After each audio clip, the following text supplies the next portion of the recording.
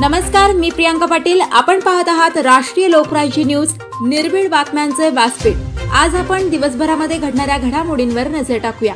चला पाहुणं, आपल्याला जायचंय। पण कुठे जायचंय?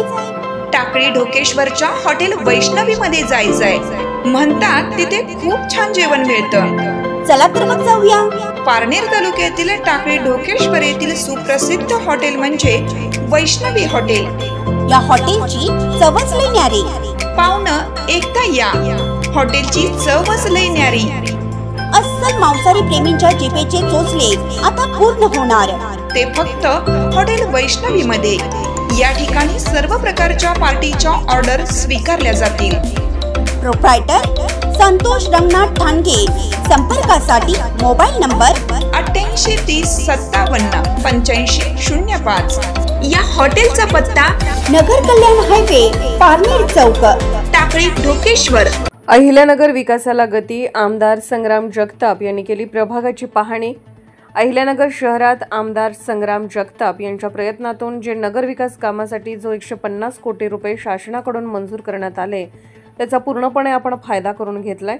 नगर शहरातील पावसाळा अगोदरच आपण सर्व प्रमुख रस्ते व गल्ली बोळात सुद्धा सर्व भागात ड्रेनेज लाईन, गटार, पाण्याची लाईन व कॉन्क्रिटीकरण काम चालू केलंय।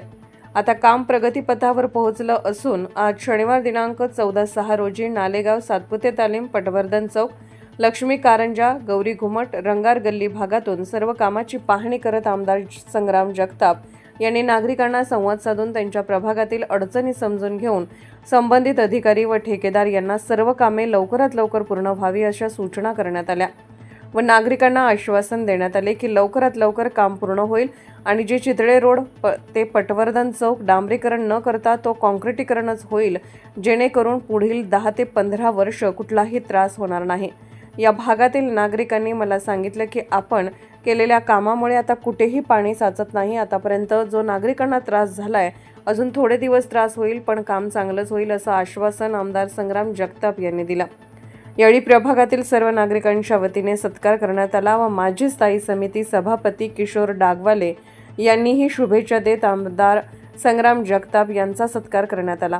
यावेळी गणेश कवडे, संतोष गेनप्पा, अजय चितळे, मनपा श्रीकांत निंबाळकर साहेब, आयुक्त साहेब गणेश भोसले, दीपक सुळ, दत्तात्रय मुदगल, रोहन डागवाले, सागर गोरे, गणेश चवंडके, बाळासाहेब खताडे, ॲडव्होकेट मंदार पळसकर, नतीन भंडारी, राहुल गायकवाड, दत्तात्रय भागानगरे, प्रकाश मुथा, रमेश कोडम, अशोक बुरा, विशाल गायकवाड, रवी दंडी, मुकुंद वाळके कार्यकर्ते उपस्थित होते।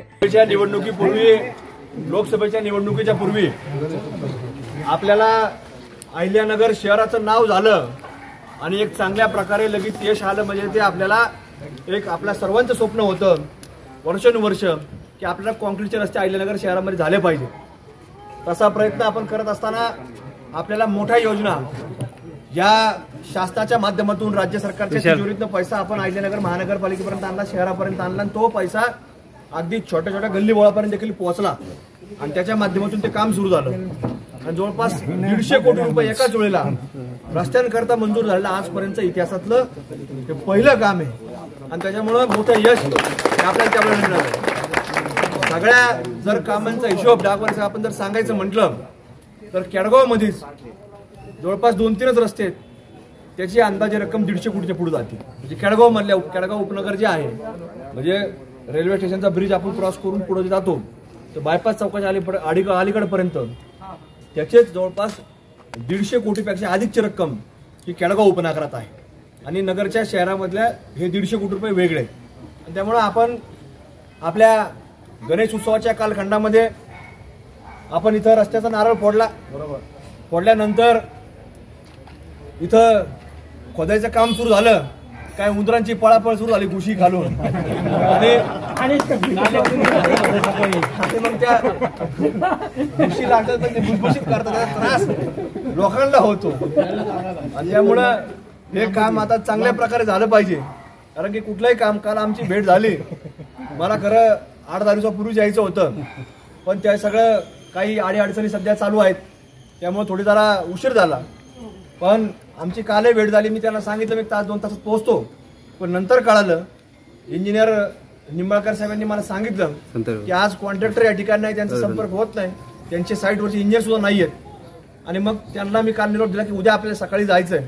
आणि आज सकाळपासून सगळी मान्यवर मंडळी आपल्या भागात काम करणारी ही सकाळपासून या ठिकाणी थांबले. अगदी गाडगी पटांगण असन, नालेगावचा भाग असन, तिथून आम्ही सगळे मान्यवर मंडळी इथपर्यंत आलेलो आहोत.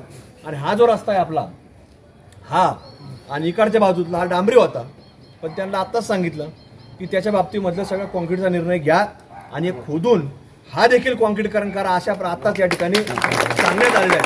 त्यामुळं आज आपण पाहतो की आपल्याकडे येणारं पाणी हे काय शहरातून नव्हतं येत, हे अगदी कोटल्याची घाण ही मंगलगेटला यायची आणि मंगलगेट मार्गे ही घाण या आपल्या जिल्हा वाचनालयापाशी आणि जिल्हा वाचनालयापासून इकडं खालच्या बाजूला असं हे पाणी इथपर्यंत यायचं. आणि कोविडमध्ये इथं डागवाले साहेब आपल्याला माहिती आहे की इथं गाडीचं 5-7 फूट पाणी होतं, असा प्रकारचा एक व्हिडिओ व्हायरल झाला. तिथं रोडने पाणी पडत होतं, गाड्या पडल्या, असं बरेच आपण काही त्यावेळेस पाहिलं. पण हे पाणी कधी थांबलं पाहिजे याच्यावर आपल्याला उपाययोजना केल्या पाहिजेत. ठीक आहे, थांबू शकत नाही, पाणी किती पाऊस आलाय आपल्या हातात नाहीये.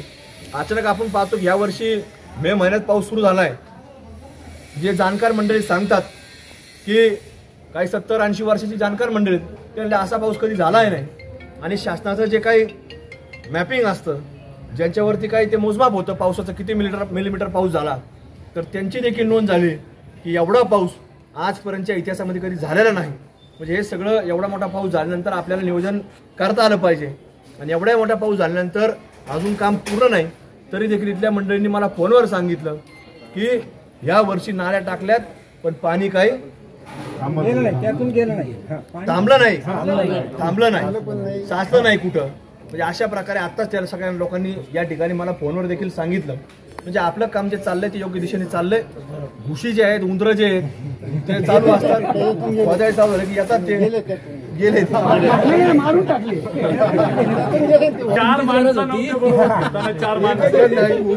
पण आपल्याला हे चांगलं होईल आणि पुन्हा आपल्याला किमान 10-15 वर्ष आपल्याला त्या कामाकडे पाहावं लागलं नाही पाहिजे, म्हणजे खराब होणार नाही. अशा प्रकारचं नियोजन आपण या ठिकाणी करू. तुम्ही काळजी करू नका. थोडं आजचं उद्यावर होईल, पण कुठल्याही कामामध्ये कसूर होणार नाही. काही खराब होतं, थोडं फार झालं ते उकरून काढू, ब्रेकर लावू, फोडू आणि पुन्हा त्या कॉन्ट्रॅक्टरला काम करायला लावू. तुम्ही त्याची काळजी करू नका, कारण की काम आता चालू असतात.